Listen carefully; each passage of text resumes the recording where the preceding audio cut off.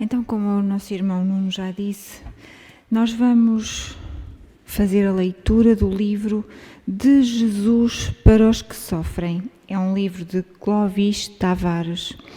Este livro é constituído também por capítulos e estes capítulos são mensagens para nós, para nos ajudarem a vencer as dificuldades da nossa vida, as dificuldades da nossa evolução. Clovis Tavares, o autor do livro, nasceu a 20 de janeiro de 1915 e faleceu em 13 de abril de 1984. Ele era um escritor espírita, um orador espírita. Foi contemporâneo de Chico Xavier. E, de facto, ele tem vários livros, todos neste registro de nos ajudarem a entender. Então, o capítulo 4, que é o que vamos ler hoje, tem o seguinte título: Pode continuar, meu filho, vamos ouvir música. Vosso Pai sabe o que vos é necessário antes de vós lhe pedirdes. Jesus, no Evangelho de Mateus 6:81. Incidentes desagradáveis da vida cotidiana, decepções e contratempos realmente imprevisíveis, prejuízos e fracassos na órbita financeira ou social, os 1001 aborrecimentos que percorrem o calendário anual podem parecer, para muitos, o lado noturno da vida. Quem pode evitar decepções no círculo das amizades? Como fugir às tristezas que a ingratidão dos mais amados entornam na alma confiante? Quem consegue esquivar-se dos golpes dilacerantes da maledicência ou da crueldade? Tudo isso parece trazer o signo de um fatalismo irrecorrível. Entretanto, a verdade evangélica permanece inabalável. Todas as coisas, as que trazem alegrias e as que trazem lágrimas, todas concorrem para o bem daqueles que amam a Deus. Qual escreveu e experimentou o apóstolo Paulo na Epístola aos Romanos 8:28. O que parece, muita vez, armadilha implacável de um destino cruel, é socorro silencioso do alto. Nem todos podem, de imediato, entender os caminhos da compaixão celeste. Mais tarde, através da linguagem inarticulada da experiência, o homem verifica que contratempos ou adversidades são expressões piedosas de terapia divina, ou pontes espirituais que dão o acesso a uma vida mais plena e feliz. Os exemplos que a vida fornece são inúmeros e constantes, confirmando a verdade do ensino evangélico. Em agosto de 1964, a imprensa relatava mais uma dessas historiazinhas da vida real que nos constrangem a pensar. E a história era esta. Costa Capires é um operário humilde que trabalha numa oficina de Atenas. Não podendo suportar as fortes dores que lhe afoguentavam o ventre, deixou apressadamente o serviço e dirigiu-se à farmácia mais próxima, adquirindo umas drageias para as suas cólicas. Procurou um bar para pedir um copo de água e tomar os comprimidos. Não encontrou nenhum desses estabelecimentos nas imediações e, sentindo-se um pouco melhor, resolveu apanhar um autocarro para casa, onde se medicaria. Mal se instalou no autocarro, as dores voltam violentas. Capiris solicita ao motorista o favor de parar nas proximidades de um bar, a fim de que ele conseguisse um copo de água. O motorista não o atendeu e só estacionou na parada seguinte. Costa Capiris desceu e buscou, aflito novamente nas vizinhanças, qualquer botequim onde pudesse servir-se do medicamento. Não encontrando nenhum, tomou um táxi que passava e, mais morto do que vivo, atingiu a sua residência. A esposa, aflita, corre à cozinha para buscar um copo de água, enquanto Capiris fica na sala, a ralhar com o filho que, insensível à sua dor tão manifesta, ligaram ao máximo o volume de um pequeno rádio. Repreendido pelo pai, aflito, o garoto ia desligar o aparelho quando, neste justo momento, a música cessou e a voz do locutor vibrante irradiou um aviso urgentíssimo. Atenção, atenção! A pessoa que comprou comprimidos contra cólicas numa farmácia da Rua de Atenas, às 12h05 de hoje, recebeu por engano uma droga altamente venenosa. Cuidado, cuidado, não tome as pílulas. O operário deixou escapar um suspiro de alívio. Já não sentia nenhuma dor.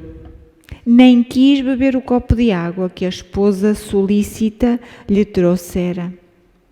Apenas entregou o rádio ao filho e lhe disse com uma alegria de quem nasceu de novo: pode continuar, meu filho, vamos ouvir música. Dificuldades para conseguir o que desejamos, indelicadezas ou indiferenças no caminho de cada dia, aparente frieza ou insensibilidade dos mais amados, à semelhança de todos os imprevistos e desapontamentos da vida, funcionam sempre. Não tenhamos dúvida, como socorro da providência celeste. Assemelham-se a ingredientes de uma felicidade maior e futura. Agora ou mais tarde, por experiência própria, todos nós teremos conhecimento desta misteriosa alquimia divina. Todas as coisas, todas mesmo, se ajustam e se combinam para o nosso bem. Assim, Deus o quer. Então, nesta leitura que nós fizemos, esta historiazinha que nos é contada pelo autor, que saiu na imprensa em 1964, é uma história curiosa de um homem que tem uma dor, vai à farmácia, tenta buscar um copo de água, não encontra um copo de água. Aquele homem apanha o autocarro, não consegue... Vai apanhar um táxi, chega à casa, ralha com o filho e na realidade, todos aqueles imprevistos, todas aquelas dificuldades que ele encontrou para simplesmente beber um copo de água, para poder tomar o comprimido, todas estas dificuldades foram para o bem dele. Foi para que o impedissem de ele tomar o comprimido, porque afinal era uma droga, afinal era um veneno. E se ele no primeiro momento encontra o copo de água, tomava o comprimido e poderia desencarnar. Então, todas as dificuldades que vêm ao nosso caminho são para o nosso crescimento. Todas as dores que nós temos são para o nosso crescimento. Muitas vezes, e numa voz popular, costuma-se dizer assim: há males que vêm por bem. Há coisas que nos acontecem na nossa vida que nós ainda, mais tarde, dizemos assim: ainda bem que naquele momento as coisas aconteceram daquela forma. Porque se acontecessem como eu queria, não ia correr certo.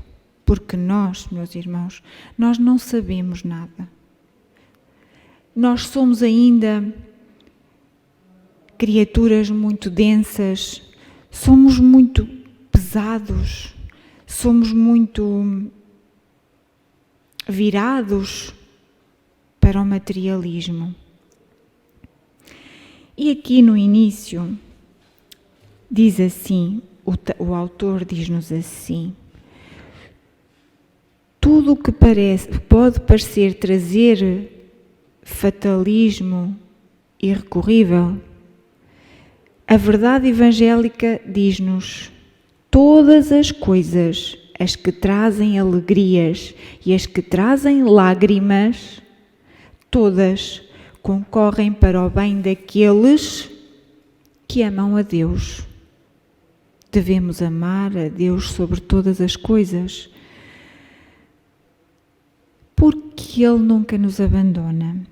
Devemos silenciar o nosso espírito para ouvirmos o sussurro do nosso anjo da guarda, porque todos nós temos um anjo da guarda.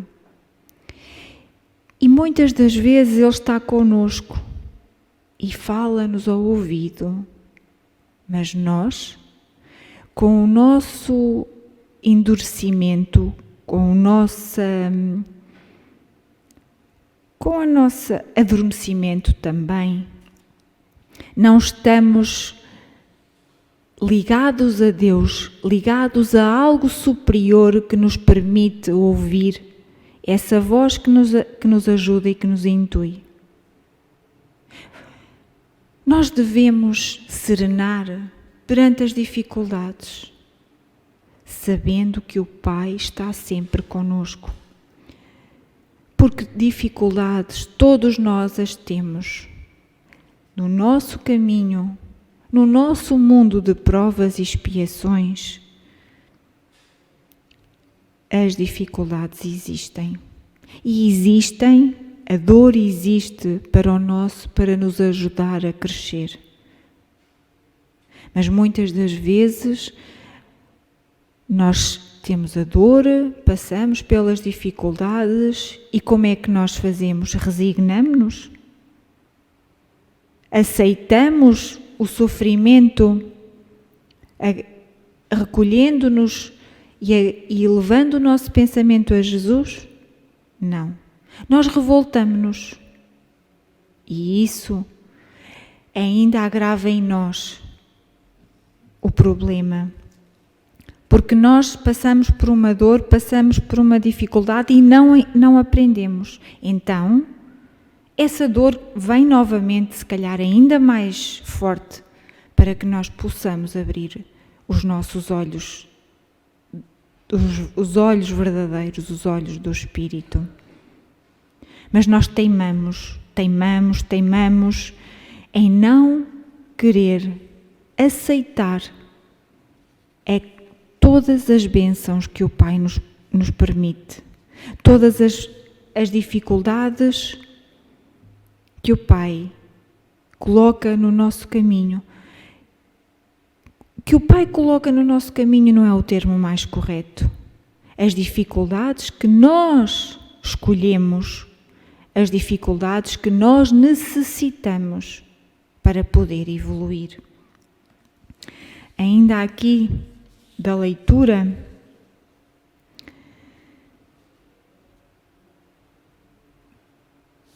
que eu acho que é muito bonito. Dificuldades para conseguir o que desejamos, indelicadezas ou indiferença no caminho de cada dia, insensibilidade, frieza dos que mais amamos, à semelhança de todos os imprevistos e desapontamentos da vida, funcionam sempre. Vejam, funcionam sempre, não tenhamos dúvida, como o socorro da providência celeste. Tudo aquilo que nos ocorre, que nos causa sofrimento, é um socorro da providência divina celeste. Assemelham-se a ingredientes de uma felicidade maior e futura, agora ou mais tarde.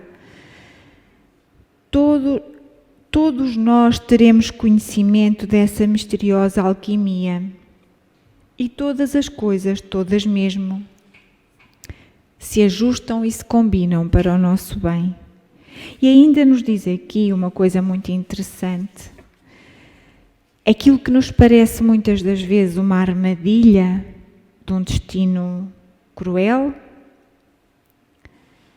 e que nem todos conseguem de imediato entender os caminhos da compaixão. Nós temos mesmo que estudar, que entender, que perceber qual é a verdadeira vida. Porque se nós entendermos, se nos religarmos ao Pai, se formos subtis no nosso ser, nós conseguimos entender isto.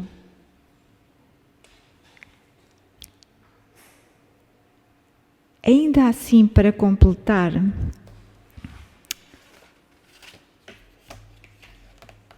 do Evangelho segundo o Espiritismo, diz-nos assim, sob o ponto de vista, no capítulo 25, buscai e achareis, o número 2. Sob o ponto de vista terrestre, a máxima, buscai e achareis, é análoga a esta, ajuda-te e o céu te ajudará.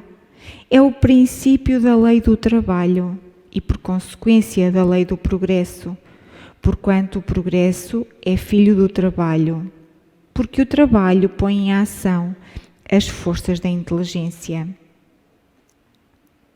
Então, a nós, resta-nos de facto fazer o nosso trabalho, o trabalho do nosso autoconhecimento, o trabalho da nossa mudança e da aceitação, da resignação.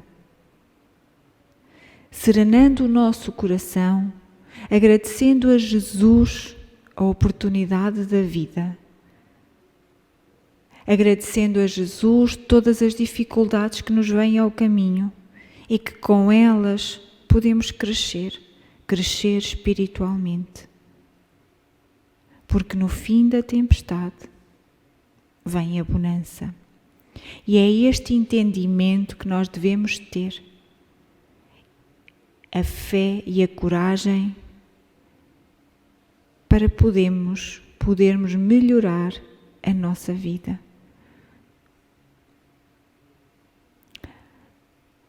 Muito obrigada pela vossa atenção.